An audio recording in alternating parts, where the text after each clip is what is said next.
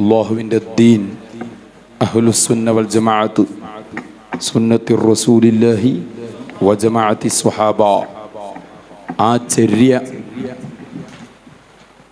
ഞാനടക്കമുള്ള നിങ്ങളിന് ഖിയാമം വരുന്ന ഉമ്മത്തീങ്ങളിൽ ഈ ചര്യ അള്ളാഹു നിലനിർത്തി തരുമാറാവട്ടെ.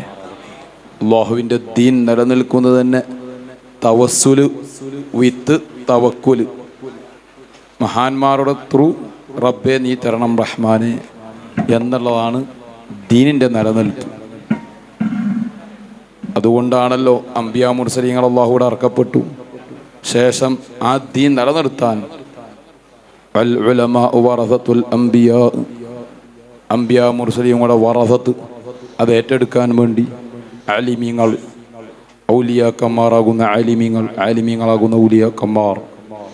ഒരു വലിയും ആലിമല്ലാതില്ല. എല്ലാ വലിയും ഇൽമുള്ളവനാണ്. ഇൽമില്ലാത്തൊരു വലിയും വലിയല്ല.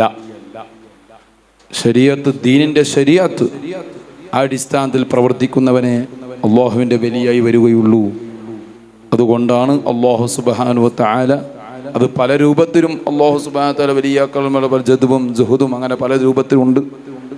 അൽഹംദുലില്ലാ, അതിൽപ്പെട്ട ഒരാളാണ് ബഹുമാനപ്പെട്ട CM മടവൂർ വലിയുല്ലാഹി. അള്ളാഹു അവിടുത്തെ ബർക്കത്ത് കൊണ്ട് ഞങ്ങളെ ഈമാൻ സലാമത്താക്കി തെരുമാറാവട്ടെ എന്ന് ദുആ ചെയ്യുന്നു. CM പറ്റി ഞാൻ പറയേണ്ടതില്ല, നിങ്ങളൊക്കെ അനുഭവിക്കുന്നവരാണ്. നമ്മളെല്ലാം അനുഭവം ബഹുമാനപ്പെട്ട താജുൽ ഉലമാഇ സയ്യിദ് അബ്ദുറഹ്മാൻ അൽ ബുഖാരി ഖദ്ദസല്ലാഹു സർഹുൽ അസീസ് അവിടുന്ന് പല രൂപത്തിലും CM പറ്റി നമുക്കൊക്കെ ചെറുപ്പത്തിലേ പറഞ്ഞു തരാറുണ്ട്. ശേഷം ബാപ്പയായ ഖുറത്തു സാദാത്ത് സയ്യിദ് ഫദൽ കോയം അൽ ബുഖാരി ഖദ്ദസല്ലാഹു സർഹു അവിടുന്നും പറഞ്ഞു തന്നിട്ടുണ്ട്. ബാപ്പാൻ്റെ ഒരു ഉയർച്ച CM കൂടെ തന്നെയാണ്. ഖുറ എന്ന സ്ഥലത്ത് വന്ന്, ഖുറ എന്നൊരു നാട് ഒന്നുമില്ലാത്ത പ്രദേശമാണ്, ഹൈന്ദവ ആൾക്കാരും അങ്ങനെയുള്ളൊരു സ്ഥലമാണ്. 10-60-100 വർഷങ്ങൾക്ക് മുമ്പ് തന്നെ അവിടെ CM ഇരുന്ന് പറഞ്ഞു, ഈ നാടിൻ്റെ മണ്ണും ഇവിടുത്തെ വള്ളവും ഒരാളെ കൊണ്ട് ശിഫ ആകും എന്ന് അവിടുന്ന് പ്രഖ്യാപിക്കുകയും ശേഷം 10-20 വർഷങ്ങൾക്ക് ശേഷം ബഹുമാനപ്പെട്ട കുമ്പോൽ, ഇപ്പോഴത്തെ KS ആറ്റക്കോയ തങ്ങൾ കുമ്പോൽ, അള്ളാഹു ദീർഘായുസ്സുൽ ആഫിയത്ത് കൊടുക്കുമാറാവട്ടെ, അവിടുത്തെ വല്യുപ്പ പാപ്പൻകോയ തങ്ങൾ ആ നാട്ടിൽ വന്നു.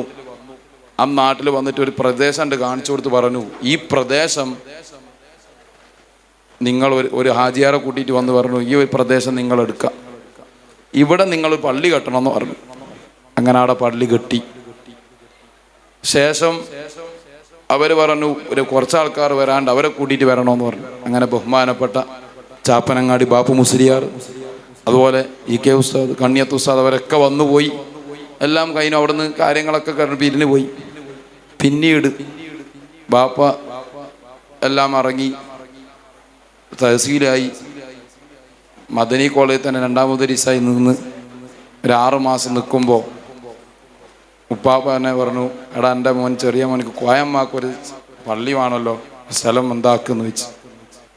അങ്ങനെ ആദ്യം കന്യാണം എന്ന് പറഞ്ഞ സ്ഥലത്ത് ചോദിച്ചറിഞ്ഞു, ഇല്ല അവിടെ വേണ്ടാന്ന് പറഞ്ഞു.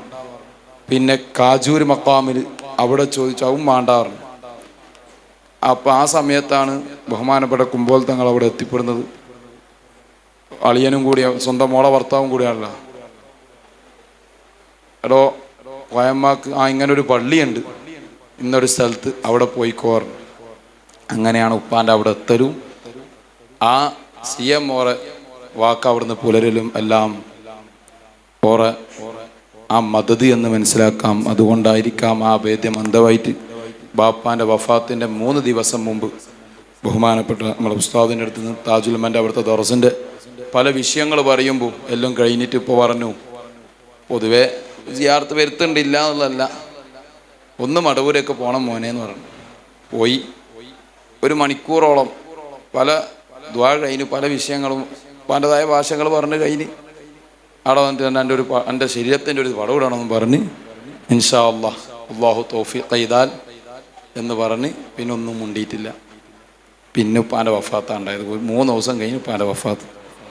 ആ ബന്ധമായിരിക്കാം നമ്മളൊക്കെ ഇവിടെ എത്തിച്ചത്. അള്ളാഹു നാളെ ജന്നാത്തു നഈമിൽ ബഹുമാനപ്പെട്ട താജുൽമൻ്റെ കൂടിയും ബാപ്പാൻ്റെ കൂടിയും ഹബീബായ റസൂലുള്ളാഹി സ്വല്ലല്ലാഹു അലൈഹി വസല്ലമ തങ്ങളുടെ കൂടെ സ്വർഗത്തിൽ ഒരുമിച്ച് കൂടാൻ അള്ളാഹു തൗഫീഖ് ചെയ്യുമാറാവട്ടെ.